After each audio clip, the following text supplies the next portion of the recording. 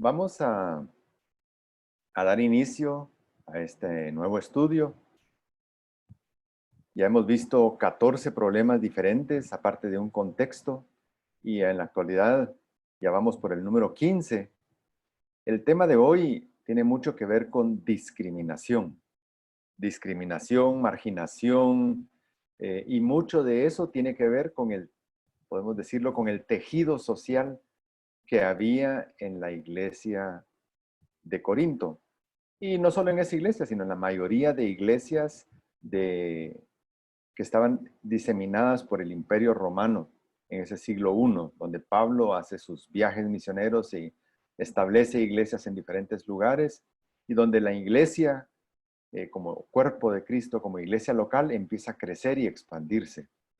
Así que uno de los pasajes del texto que vamos a ver hoy dice, ustedes fueron comprados, como que fuéramos esclavos o como que fuéramos mercancía comprada.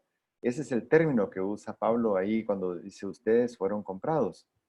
Y ellos, los hermanos de la iglesia local de Corinto, habían olvidado que Dios no hace acepción de personas. Lo habían olvidado.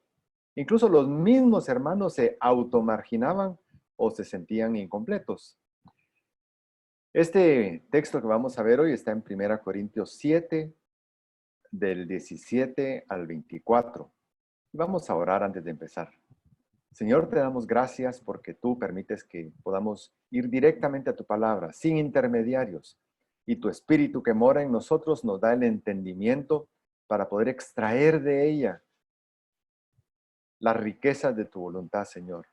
Y el propósito de aprender y de que el Espíritu Santo nos ilumine para poder entenderla es vivirla, es practicarla en todo lo que hagamos. Y perdónanos, Señor, si no lo hemos hecho hasta hoy. Y hay muchas cosas que quizás todavía no hemos hecho, algunas por rebeldes y otras porque no lo sabíamos. Perdónanos, Señor, y ayúdanos a vivir cada día mejor, a reflejarte mejor cada día a ti ante los que no te conocen y a dar buen testimonio de ti, Señor. Te damos gracias porque no merecíamos esta salvación que tú nos diste, pero tú la diste por gracia. Gracias, Señor, te damos en el nombre de Cristo. Amén. Así que estamos en el problema número 15, el problema de la discriminación. Y antes de empezar siquiera con la base bíblica, o vamos a leer la base bíblica y después vamos a ver un poco de contexto. Dice en 1 Corintios 7, empezando en el versículo 17, fuera de esto, y eso vamos a tener que investigar qué significa fuera de esto, según el Señor ha asignado a cada uno, según Dios llamó a cada cual, así ande. Y esto ordeno en todas las iglesias. ¿Fue llamado alguno ya circuncidado? Quédese circuncidado. ¿Fue llamado alguno estando incircuncidado? No se circuncide. La circuncisión nada es y nada es la incircuncisión, sino el guardar los mandamientos de Dios. Cada uno permanezca en la condición en que fue llamado. ¿Fuiste llamado siendo esclavo? No te preocupes. Aunque si puedes obtener tu libertad, prefiérelo. Porque el que fue llamado por el Señor siendo esclavo, liberto es del Señor. De la misma manera, el que fue llamado siendo libre, esclavo es de Cristo. Comprados fuisteis por precio. No os hagáis esclavos de los hombres. Hermanos, cada uno permanezca con Dios en la condición en que fue llamado. Aquí hay una palabra importante, condición, en la condición. Y ahí podemos hablar mucho acerca de ese concepto que hoy es muy actual, del tejido del entramado social. Toda iglesia local es parte de una sociedad y no se escapa la membresía de una iglesia local de tener miembros de toda esa composición social. Hay algunas iglesias que enfatizan más acerca de un perfil, tratando de que los miembros sean más o menos de la misma condición, ya sea económica, académica, social, pero difícilmente se puede evitar que una congregación esté formada por personas de todos los estratos sociales, culturales, académicos, y eso está bien. Eso así era también en Corinto. Y tenemos que estar conscientes de que los conflictos que hay entre esos diferentes grupos fuera de la iglesia también llegan a suceder dentro de la iglesia. De esa cuenta que hay ciertos niveles de conflictividad, ciertos niveles de discriminación en Corinto que Pablo quiere atacar. Para tener un poco de contexto, debemos saber cómo es que llegaron a existir estos diferentes grupos dentro de la iglesia.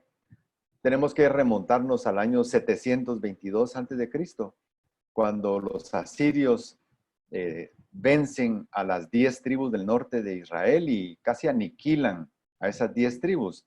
En ese tiempo, muchos judíos de esas 10 tribus tuvieron que salir huyendo, otros fueron llevados esclavos a Siria, pero los que huyeron se dispersaron por muchas ciudades alrededor de Israel, lo que hoy diríamos Turquía, Grecia, Roma, el norte de África.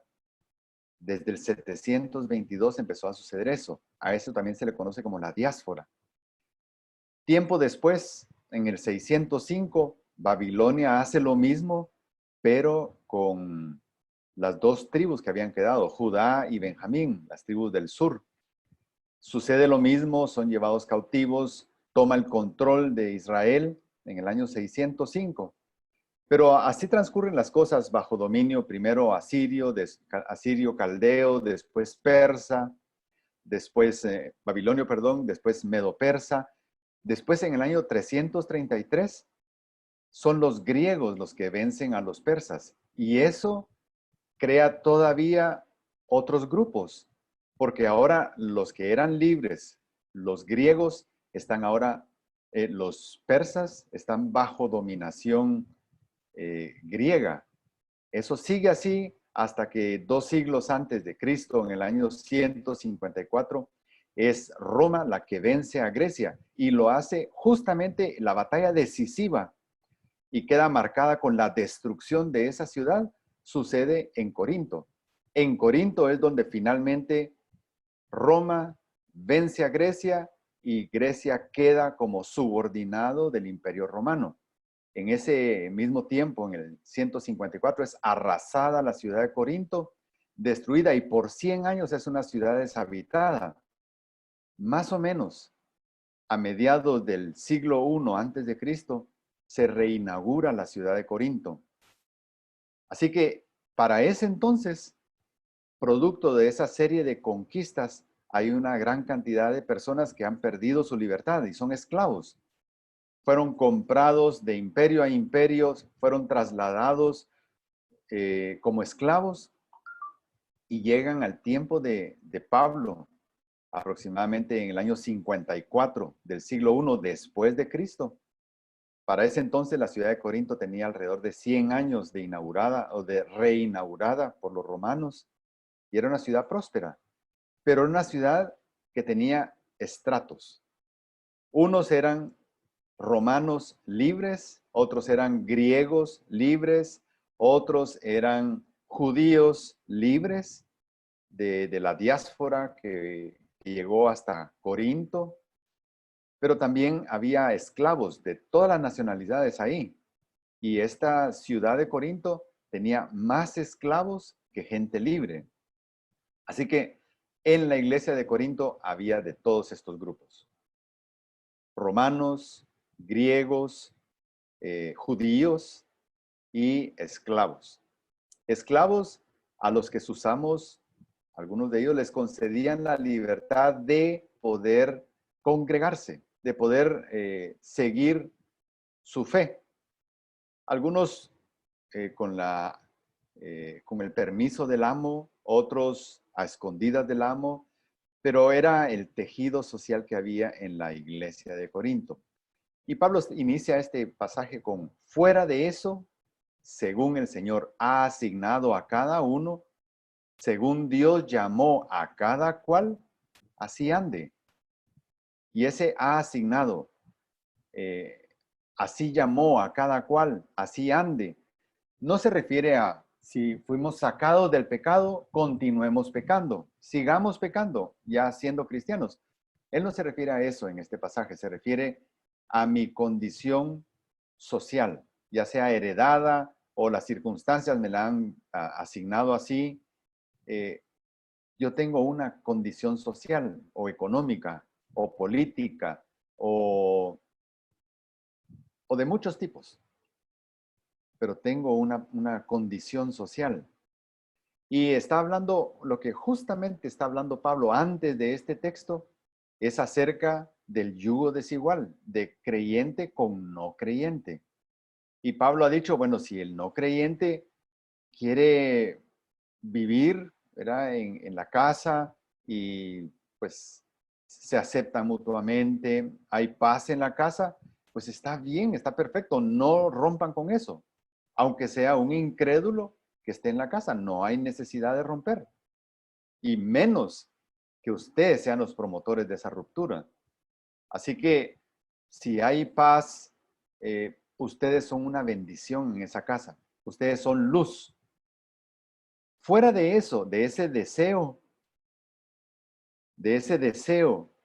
de que el incrédulo llegue a conocer al Señor y no en una forma forzada, sino por mi testimonio, por mi buena conducta, por la transformación de mi vida, que mi cónyuge y mis hijos pueden observar en mí, que de esa manera el incrédulo pueda llegar a salvación, que con mucha intencionalidad de parte del creyente, el incrédulo pueda conocer el mensaje de salvación, el Evangelio, modelando a Cristo en nuestro matrimonio, en nuestra iglesia local, en cada acto de nuestra vida, y que el respaldo de nuestras palabras sean nuestras acciones.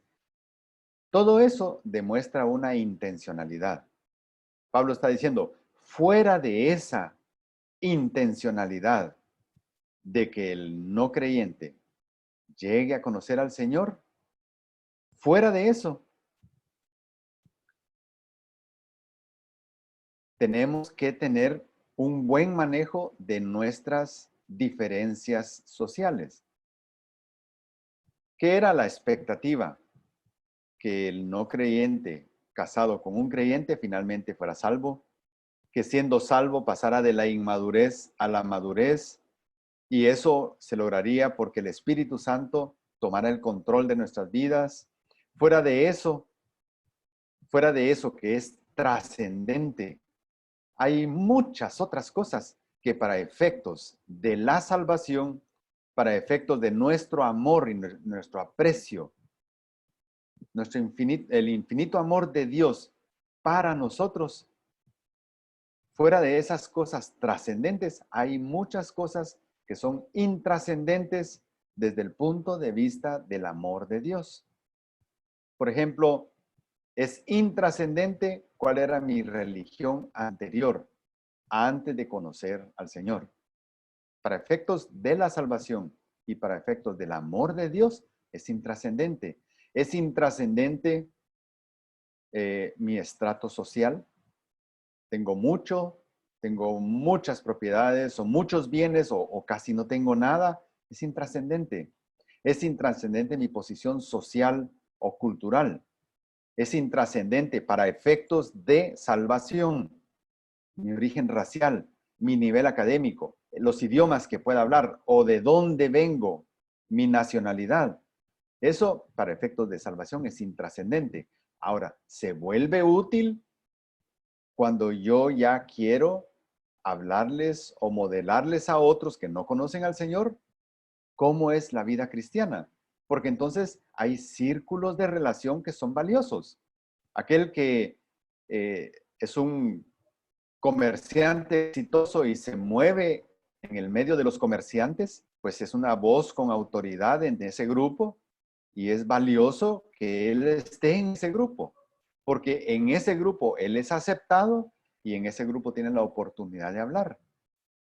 El que se mueve en un contexto artesanal también, a niveles culturales, Todos tenemos círculos de relación donde podemos ser luz, pero nada de esos valores sociales o importancia social o clasificación social tiene absolutamente nada que ver con mi salvación, ni con la oportunidad o no oportunidad de ser salvo. Eso solo depende de decisiones personales. Así que para definir qué es trascendente o qué es intrascendente, porque Pablo aquí está acentuando que en las cosas que no merecen ser cambiadas, pues no cambiemos. Cambiemos en lo que merece ser cambiado. ¿Qué cosas son trascendentes? Que la salvación lleva a vida eterna. Es trascendente porque trasciende el límite de nuestra vida. Estamos hablando de vida eterna. La incredulidad también es trascendente porque lleva a condenación eterna. Y por eso el deseo en nuestro corazón del que el que todavía no conoce al Señor llegue a conocerlo, porque toma una decisión trascendental. Él pasa de una condición de condenación eterna a una condición de vida eterna. Todo lo demás no tiene implicaciones eternas. Mi salvación y la vida que yo haga y las cosas que yo haga en la vida para crecimiento del reino de Dios tiene trascendencia. Pero lo demás no tiene trascendencia eterna. Entonces Pablo dice, en eso no se aflijan, no se angustien, no se preocupen. Según Dios llamó a cada cual, así ande. No debemos sentirnos inferiores a otros. Podríamos decir un complejo de inferioridad social, cultural, académico. No tenemos por qué sentirnos así. Tampoco debemos sentirnos superiores a otros.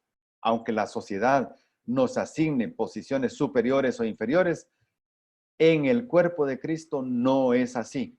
Ante Dios, todos son iguales. Hombres, mujeres, de cualquier estado social. Y esto ordeno en todas las iglesias. Este era un principio, era un valor enseñado por Pablo. No presionen, no hagan sentir mal, no prejuicien, no discriminen, no segreguen, no marginen. Eran valores importantes y siguen siendo valores importantes en la iglesia local. No marginar a nadie, no discriminar a nadie, no quitarle la oportunidad de llegar a conocer el plan de salvación solo porque no clasifica dentro del perfil de la gente que yo ando buscando. No es así, no debería ser así. Tenemos que ser amplios para ver a los demás como Cristo mira a todos. Él no seleccionó a las personas por su condición, por su economía, por su nivel académico, para salvarlos. No fue así. Para morir por ellos tampoco. Siendo aún pecadores, Cristo murió por nosotros. Estando en suciedad, Cristo murió por nosotros. Y nos amó primero y después nos limpió. Miren qué belleza. Ese es un ejemplo. Ninguna teología bíblica respalda la discriminación de ningún tipo. Y es triste cuando se empieza a ver cómo se mezcla cristianismo con discriminación y cómo se trata de justificar la discriminación a partir de conceptos bíblicos. No hay teología que respalde esto. Nadie debería mezclar cristianismo con discriminación, con segregación, con fobias. Fobias a los inmigrantes, fobias a los que tienen menos, fobias a los pobres, fobias por color, por raza, por religión. No debería ser así. El cristianismo no nos ha llamado a eso. Sin embargo, ese tipo de errores se han cometido mucho a lo largo de la historia. Ser salvos no nos hace superiores. La salvación es un regalo y es un regalo inmerecido. Primera Pedro 5:6 dice, humillaos pues bajo la poderosa mano de Dios. ¿Humillados quiénes? Todos. todos. Humillaos pues bajo la poderosa mano de Dios, para que Él os exalte cuando fuere tiempo. El haber recibido ese regalo de Dios no dependió de tu religión anterior, para nada. No dependió de tu solvencia económica. No dependió de tu clase social o de tu posición social. No dependió de tu nivel cultural. Ese regalo de Dios no dependió de tu origen racial, de tu nacionalidad, de tu preparación académica. No dependió de nada de eso. Entonces, si Dios no le dio importancia a eso para amarnos, para salvarnos, ¿por qué sí lo hacemos nosotros? ¿Por qué saludamos con preferencia a alguien que venga bien vestido? Y eso lo dice la palabra. Sucedía en ese tiempo, sucedía en el siglo I. Alguien que viene bien vestido, que se baja de un buen carro, que huele bien. A él sí, preferencia. Pase adelante, siéntese aquí. Quiere cafecito. Pero alguien que llega con una apariencia no agradable, según nuestra percepción, pero quizás él en su corazón está buscando al Señor, es un amado del Señor, yo no lo trato igual. Eso no debe ser. Son vicios que se han metido dentro de la iglesia local y son producto de esa enseñanza de vida que todos hemos tenido, ese legado que todos hemos tenido. Y es un legado que debe cambiar. Esa es de las cosas importantes que nosotros deberíamos desaprender, si así lo aprendimos, deberíamos desaprender y reaprender a amar a todos, sin discriminación. Entonces empieza ya Pablo a tocar diferentes grupos sociales. ¿Fue llamado alguno ya circuncidado? Quédese circuncidado. ¿A qué se refiere? No se refiere a la operación física en el cuerpo solamente. Lo que está diciendo aquí ¿es alguno de los que están en la congregación local? ¿Es judío? Pero ahora ya es creyente por fe en Jesucristo. No se sienta ni avergonzado ni menos porque su origen sea judío. Y como marca en su cuerpo de ser un judío, tiene la circuncisión. No se sienta mal por eso. Quédese así. Eso no significa quédese practicando el judaísmo que todavía no reconoce que el Mesías ya vino. No se quede, no quiere decir que se quede buscando la salvación por cumplimiento de la ley de Moisés. No, no se refiere a eso.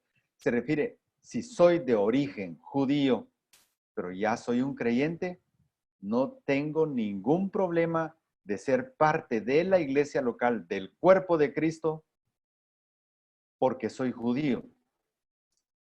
Ni tengo que intentar o luchar cambiar esa situación. Ellos fueron, los judíos, tienen una crianza muy especial, muy diferente a todos los demás.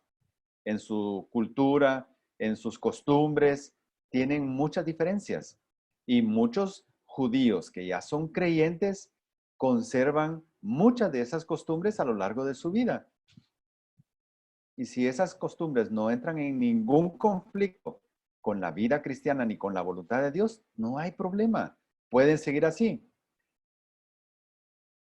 Puede seguir siendo un judío que lleva la marca en su cuerpo. No importa si quería antes cumplir la ley, ahora busca cumplir la ley de Cristo. Antes mostraba amor a Dios tratando de cumplir todo lo que dice la ley, ahora muestra amor a Dios tratando de hacer su voluntad. Y no necesariamente todos eran de ascendencia judía. Muchos habían abrazado la fe judía siendo gentiles. Y a eso se le llamaba un prosélito, alguien que no era de origen judío, pero ahora practicaba el judaísmo.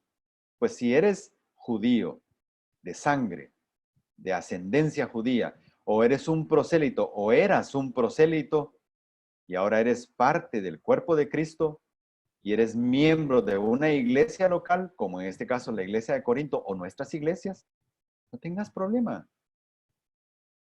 No trates de revertir las cosas que son irreversibles.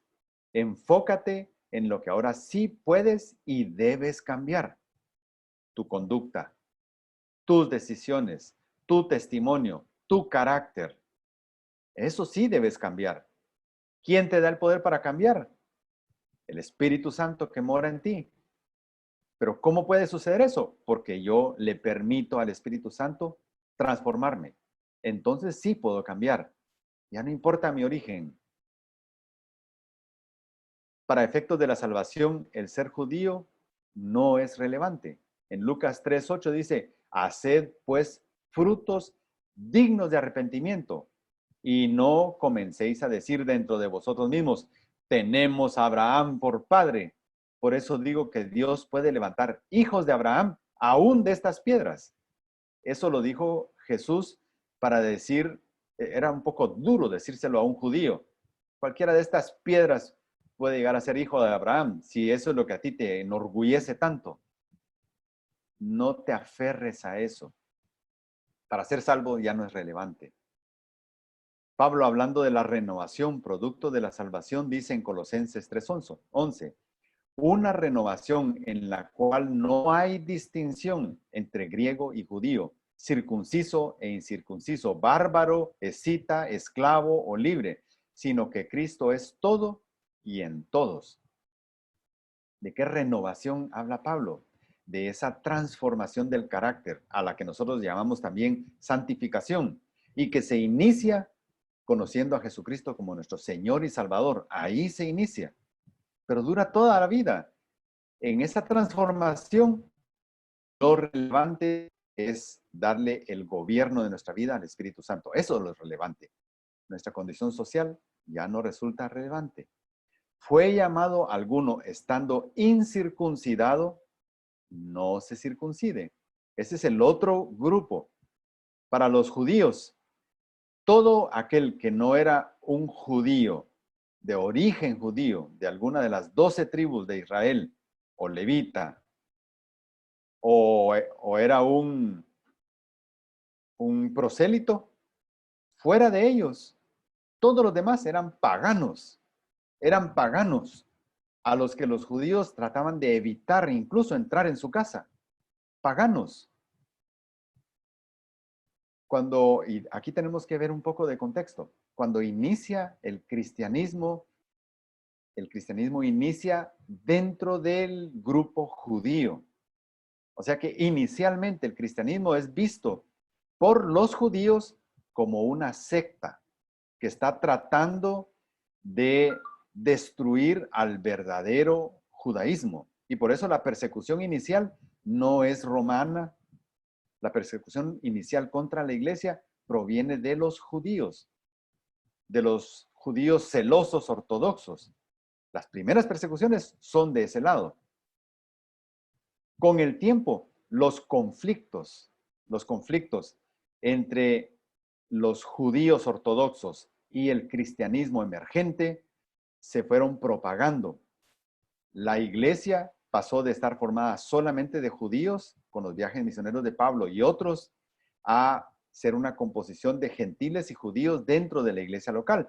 Pero eso no era del agrado de los judíos. Y llegó al punto que en el año 51 de nuestra era, más o menos la época en que Pablo llega a Corinto para iniciar el ministerio ahí, los judíos son expulsados de Roma.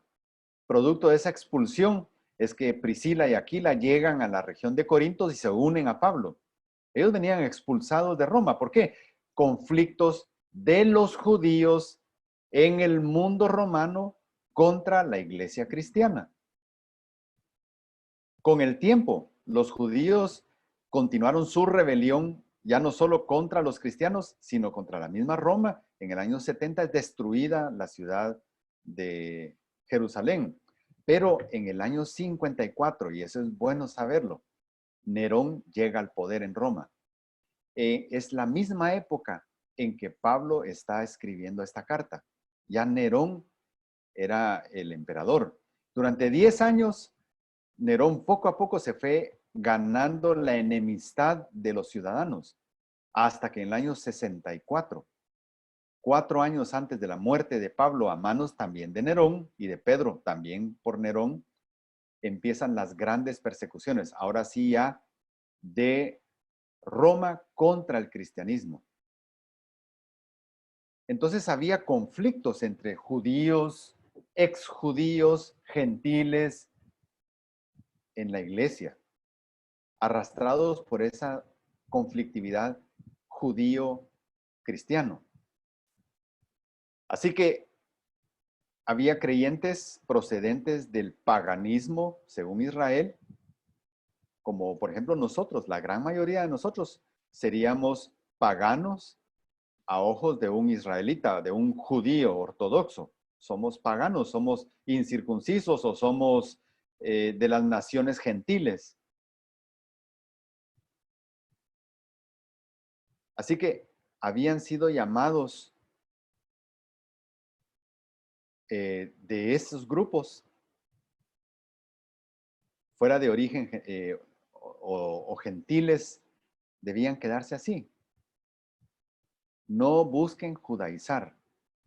Eso significa, no traten ustedes que son judíos, que están dentro de la iglesia local, a hacer que los gentiles que están en la iglesia local empiecen a practicar cosas judías.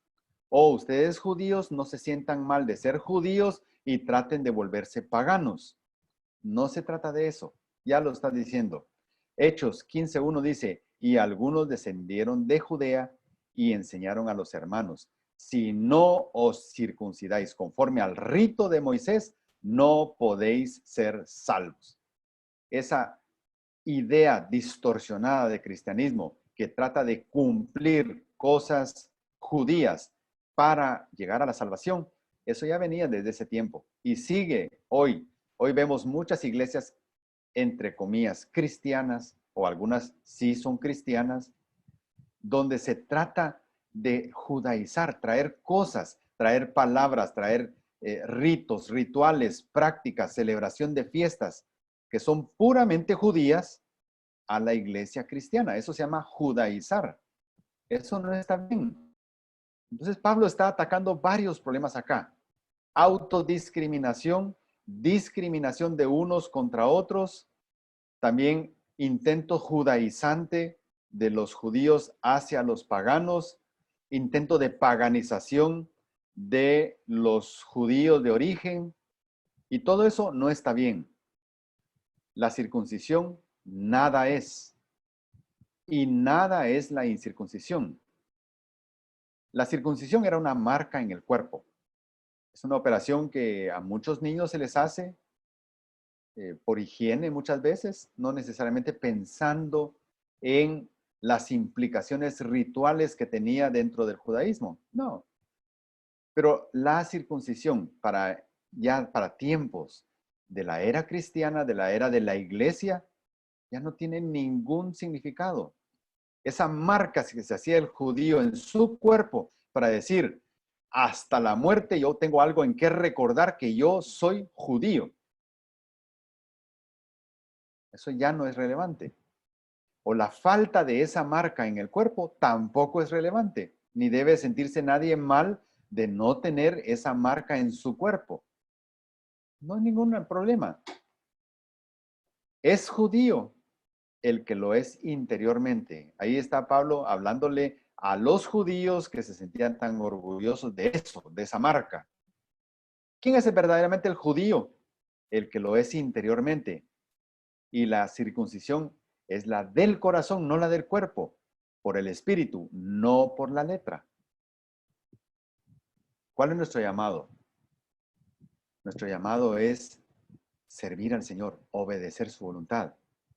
Ya no tiene ninguna importancia, y lo relevante, como dice Juan 14:15, es si me amáis, guardaréis mis mandamientos. Eso es lo relevante. Eso es lo que busca Dios en nosotros. No basta decir que amamos a Dios. El amor a Dios debe demostrarse. Primera Juan 4:20 dice, si alguno dice, yo amo a Dios y aborrece a su hermano, discriminación entre hermanos de la iglesia, si yo digo que yo amo a Dios y aborrece a su hermano, es un mentiroso. Porque el que no ama a su hermano, a quien ha visto, no puede amar a Dios, a quien no ha visto. Y este mandamiento tenemos de él, que el que ama a Dios, ame también a su hermano. Mandamiento. Mandamiento de Dios. No discriminar es un mandamiento de Dios. No se puede dar lo que no se tiene. Nosotros amamos porque Él nos amó primero. De la abundancia del amor que Dios nos ha dado, es que nosotros amamos. Porque de tal manera amó Dios al mundo que dio a su Hijo unigénito para que todo aquel que cree en Él no se pierda, mas tenga vida eterna. Cada uno permanezca en la condición en que fue llamado, para servir a Dios y para amar a Dios. No es indispensable cambiar su estatus. Si ya somos salvos, ya somos parte del cuerpo de Cristo. Cristo es nuestra cabeza y nuestro Señor y Salvador. Ya hemos sido dotados del Espíritu Santo. Si ya somos salvos, ya ocurrió eso. El Espíritu Santo ya nos ha dotado de dones, de talentos, de habilidades, de capacidades. Y no existen miembros del cuerpo de Cristo de primera clase y de segunda clase o de tercera clase. No existen. Nosotros inventamos eso. Nosotros somos los que tristemente caemos en eso, de crear cristianos de primera y de segunda y de tercera, miembros de la iglesia de primera, de segunda y de tercera clase. Nosotros somos tristemente los que inventamos ese tipo de cosas. Fuiste llamado siendo esclavo, no te preocupes. Y aquí viene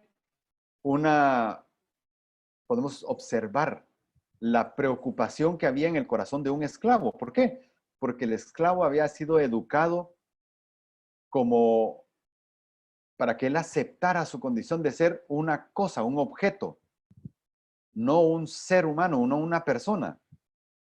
¿Cuál era el contexto a nivel de los esclavos en la ciudad de Corinto? En esa iglesia, en esa ciudad se hablaban muchos idiomas y había mucha diversidad racial y cultural, muchísima.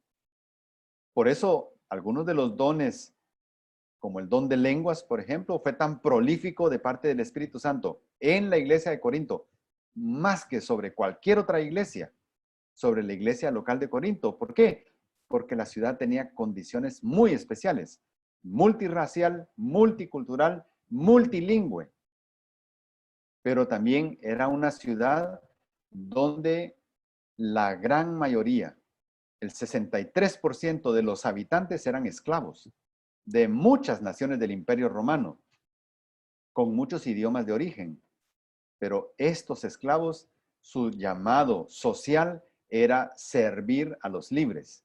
¿Quiénes libres? Había libres romanos, griegos, judíos. Servirlos. Entonces, dentro de la congregación, ellos, los esclavos, más que los libres, se sentían inferiores. Se sentían inferiores. Y Pablo está diciendo, no te preocupes tú que estás bajo esa condición, porque eso heredaste. No te preocupes, aunque, dice Pablo, si pudiera salir de esa condición, trata de hacerlo. Trata de hacerlo. Las implicaciones que tenía de ser un esclavo era restricción total o parcial de la libertad. Era una condición legal, temporal o a veces permanente. Eran considerados cosas sin mayor derecho. Estaban sujetos al capricho de sus amos y algunos, gracias a Dios, tenían buenos amos que les permitían congregarse, servir al Señor, pero otros eran amos crueles, impredecibles. Y los esclavos realizaban todo tipo de tareas, servicios domésticos, mano de obra laboral, ya sea artesanal, comercial, agrícola, sin pago. Eran maestros, algunos, porque habían caído en condición de esclavitud, pero eran doctos en algún área, en una ciencia. en una capacidad. Había sabios también entre ellos, poetas, escritores. Algunos sabios famosos que eran esclavos era, por ejemplo, Sócrates, tan famoso, tan conocido, un esclavo. Esopo, que escribió fábulas tan importantes, fábulas que enseñan temas morales. Esopo era también un esclavo. Así que había esclavos ilustres en su conocimiento y había esclavos que realizaban las peores tareas que se necesitaban en ese tipo de ambiente. Y la esclavitud era socialmente, culturalmente aceptada. Ni Pablo ni Cristo cuestionan la esclavitud en sí misma. Lo que sí cuestionan es el trato abusivo de algunos amos contra sus esclavos. Eso sí no era tolerable. Pero la condición de servidumbre era tolerable. Hoy ya no es socialmente aceptada la esclavitud. Era la norma en tiempos del Antiguo y el Nuevo Testamento. Pero ha habido progresos en temas de derechos humanos y eso se ha abolido con el tiempo. Pero hoy existen otros tipos similares a estos y que llegan también a ser parte de la composición de nuestra congregación o nuestra iglesia o del cristianismo actual. Personas socialmente marginadas, personas con una condición económica precaria, personas que realizan tareas que nadie más quiere hacer, personas sin estabilidad laboral, sin cobertura social, personas que sufren bajo patronos injustos y crueles. Ellos son los equivalentes, y no porque sea esclavitud como tal, como existía en el Antiguo, en el Nuevo Testamento, pero tiene las características que tenían los esclavos de ese entonces en cuanto a su posición en la sociedad. Y Pablo dice, si hay quienes tienen esa condición, no se sientan menos, no se preocupen. Por eso, en cuanto a su salvación, en cuanto al amor de Dios, en cuanto a los privilegios que el Señor les da dentro del cuerpo de Cristo, no se preocupen por eso. Por su marginación social, por su precariedad económica, no se preocupen por eso. Pero si pueden salir de eso, háganlo. ¿Esa es tu situación siendo ya tú un salvo? No te preocupes pensando que eso te hace inferior. De ninguna manera. Todos somos iguales para Dios. No hay inferior, no hay superior. Delante de Dios, todos somos hijos.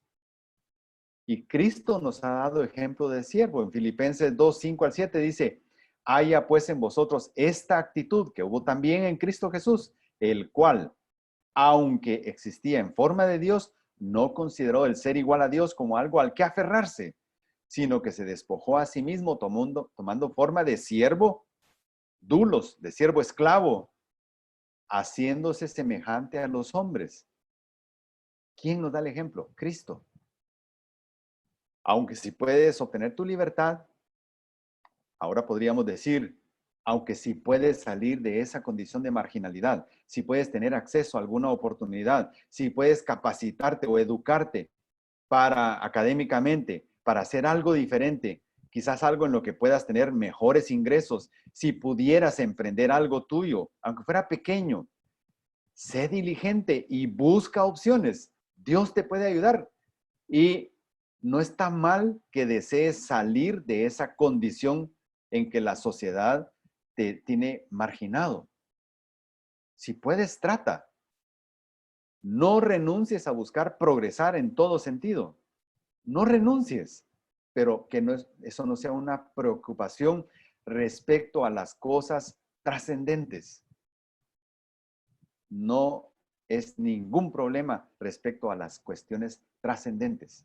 Salvación, vida cristiana, santificación, amor de Dios, vida eterna, no son afectadas. Porque el que fue llamado por el Señor siendo esclavo, liberto es del Señor. Y está haciendo una comparación. Mira tú, que estás en una condición de marginalidad, ponte a pensar. No solo tú eras esclavo. Todos estos libres que tú miras en la iglesia, judíos, romanos, griegos, todos, al igual que tú, Todos estaban bajo el mismo yugo. Todos eran esclavos. Así que tu valor no se debe basar en el valor que te asigna la sociedad o el sistema económico. Tu valor no viene del valor que te asignan las autoridades civiles o el valor que te asignan los políticos o los candidatos políticos. Tu valor no viene de las autoridades religiosas. Tu valor no viene de lo que digan las ONGs de derechos humanos. Tu valor no viene de lo que digan organismos internacionales acerca de ti. Tu valor viene de alguien muy superior. Tu valor viene de alguien muy superior a todos ellos. Tú no vales por lo que ellos digan. Tú vales por lo que Cristo dice de ti.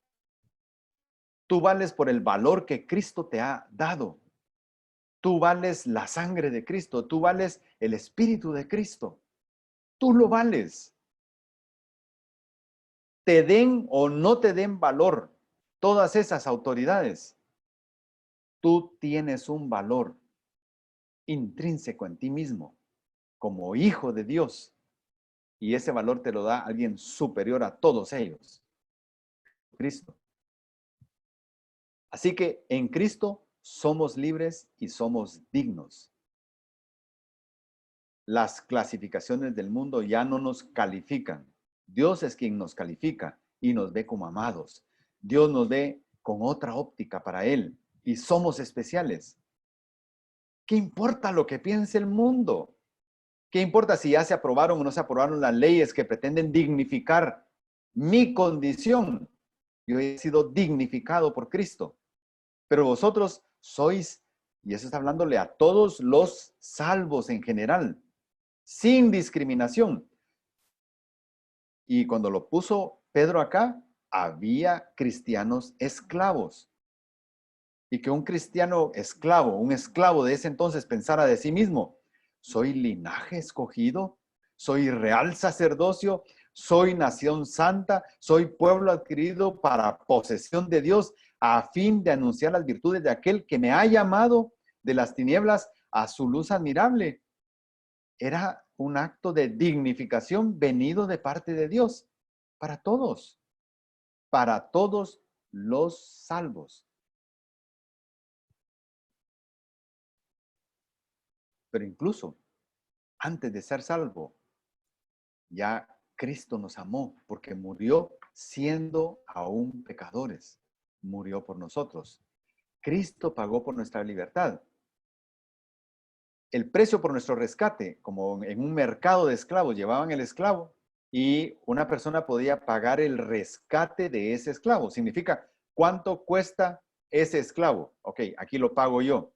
Y ese, cuando ya después de pagar ese precio, le doy una carta de libertad, ese pago que hizo esa persona se convierte en el rescate de esa persona. ¿Por qué? Porque lo hace salir de la condición de esclavitud a una condición de libertad socialmente hablando. Cristo pagó por nuestro rescate porque éramos esclavos del pecado. Todos manteníamos una misma condición antes de conocer al Señor como esclavos del pecado. Pero Cristo pagó el rescate por toda la humanidad. ¿Y cómo se hace efectivo ese pago? Es como que Cristo hubiera pagado y te quiere dar la carta de libertad a ti como esclavo del pecado, te quiere dar la carta de libertad. Tú tienes dos opciones. Tomas esa carta y la haces tuya o tomas esa carta y la rompes. Era el equivalente que un esclavo hubiera sido pagado su rescate en el mercado de esclavos, le daba la persona que pagó, le daba una carta de libertad al esclavo y el esclavo venía y rompía. No era sensato que un esclavo hiciera eso, así como no es sensato que los incrédulos rechacen el regalo de libertad de la esclavitud del pecado que Cristo hace. Pero muchos deciden eso, romper la carta de rescate. Romper la carta de rescate. Cristo por amor dio su vida para salvar, para saldar esa deuda. Y si Cristo ya nos redimió, nuestro deber es vivir para Él. Si yo ya acepté esa carta de rescate, entonces mi deber, como hacían los dulos, los esclavos que a pesar de haber recibido ya su libertad, el esclavo decía, mira, amo, tú pagaste por mi libertad y me diste esta carta, pero yo quiero, no me saques de aquí. Tú me amas como nadie más me podría amar. Yo, a pesar de ser un libre, quiero seguir sirviéndote a ti. Entonces se convertía en un esclavo dulos y le hacían una marca en la oreja, le perforaban la oreja, era un dulos, un esclavo voluntario. Así debemos ser nosotros. Así que el pecado mantiene a todos bajo la misma condición, sabiendo que no fuisteis redimidos de vuestra vana manera de vivir, heredada de vuestros padres con cosas perecederas como oro o plata, sino con sangre preciosa, como de un cordero sin tacha y sin mancha, la sangre de Cristo. Eso está en 1 Pedro 1, 18, 19. Por otro lado, si fuiste llamado siendo libre, es una posición social, en ese caso, en ese tiempo, una posición social y económica ventajosa. Si no sufres ningún tipo de marginación, si más que trabajar para otro, tú das trabajo a otros, debes saber que en Cristo las cosas no funcionan así.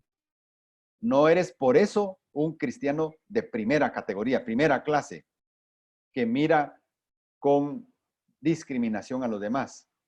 Mas entre vosotros no será así, dijo Cristo, sino que el que quiera hacerse grande entre vosotros será vuestro servidor, y el que quiera ser el primero entre vosotros será vuestro siervo, como el Hijo del Hombre no vino para ser servido, sino para servir y para dar su vida en rescate por muchos. Ese es nuestro llamado, a vivir como siervos. Si ya has sido liberado por la sangre de Cristo, no permitas caer bajo el dominio de los malvados. No des lugar a su consejo, pues ese consejo busca tu destrucción. No abras tu oído al consejo de los malvados. No regreses a darte por esclavo al pecado del cual has salido. Cuán bienaventurado es el hombre que no anda en el consejo de los impíos, ni se detiene en el camino de los pecadores, ni se sienta en la silla de los escarnecedores, sino que en la ley del Señor está su deleite, y en su ley medita de día y de noche. Será como árbol firmemente plantado junto a corrientes de agua, que da su fruto en su tiempo y su hoja no se marchita. En todo lo que hace, prospera. Eso lo dice Salmos 1, 1 al 3. Apartados para el Señor. Hermanos, cada uno permanezca con Dios en la condición en que fue llamado. Sientan paz en su corazón. Dios no hace acepción de personas. Todo lo que Dios pide es que hagamos su voluntad. Porque en Dios no hay acepción de personas, dice Pablo en Romanos 2:1, 2:11, perdón. Y en Efesios 6:9 dice, y vosotros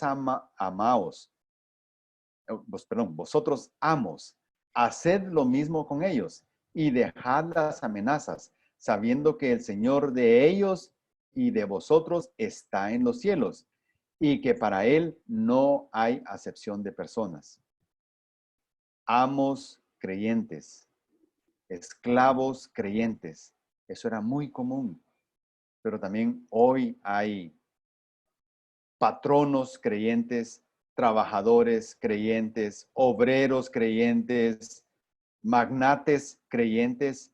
Ninguno discrimine al otro por motivo de su condición social, pues por un mismo espíritu todos fuimos bautizados en un solo cuerpo, ya judíos o griegos, ya esclavos o libres, y a todos se nos dio a beber del mismo espíritu. Igualdad delante de Dios, somos iguales. Hombres, mujeres, de cualquier condición social o que la sociedad nos haya asignado, todos delante de Dios somos iguales. Así que, ¿qué podemos concluir al final? Ante Dios somos iguales todos. Gracias a Dios. Él nos ve así. Ante Dios no vales más por tu fervor religioso, no vales más.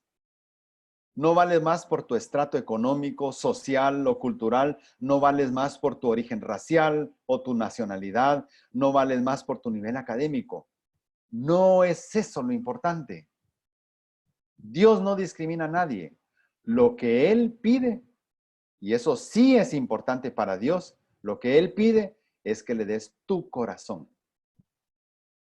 Decisiones trascendentes, que le des tu corazón, porque de eso depende una vida eterna o de eso depende una condenación eterna. Pero no solo pensando en la eternidad, también en este mundo. Si yo le doy mi corazón al Señor, empiezo a vivir una comunión con Él, empiezo a vivir una relación personal con Él.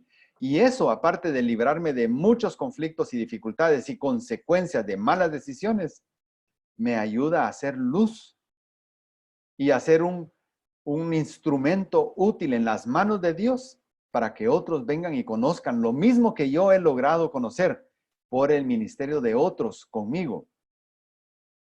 ¿Qué es lo que Él pide? Que le des tu corazón y que vivas de acuerdo a su voluntad.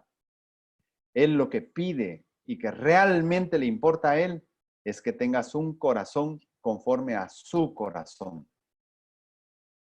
Tu condición social, si puedes cambiarla, si puedes mejorar, si puedes mejorar tus ingresos, tu estilo de vida, está bien. Trata de hacerlo y sé diligente en hacerlo, pero no te angusties por esa condición pensando en que Dios te ve diferente. Dios quiere de ti un corazón conforme a su corazón y eso es todo lo que Él pide. Que el Señor nos bendiga y oremos. Señor, te damos gracias porque delante de ti todos somos iguales. No hay diferencia porque seamos hombre, mujer, porque tengamos diferente posición económica, social, cultural, académica. Eso no es importante.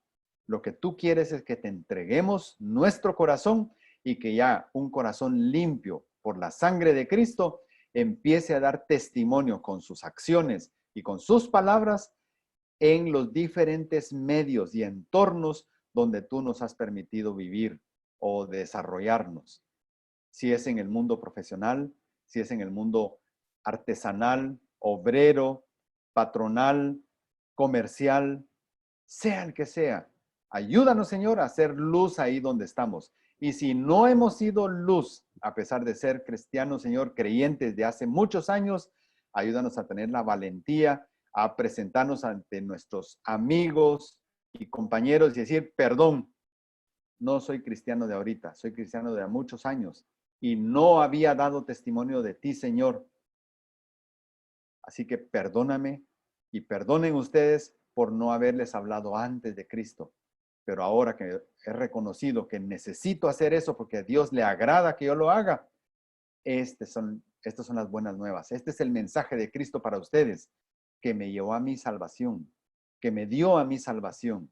Gracias, Señor, por la oportunidad que tenemos cada uno de movernos en círculos diferentes. Eso es un instrumento útil en tus manos y lo sabemos, Señor. Y perdónanos si no hemos hecho eso, pero queremos ser diligentes de aquí en adelante. A no discriminar, a ver a todos como tú los ves como iguales y a ser activos en nuestro círculo de relación para llevar las buenas nuevas de tu mensaje de salvación. Te amamos, Señor, y te bendecimos y oramos en el nombre de Cristo. Amén.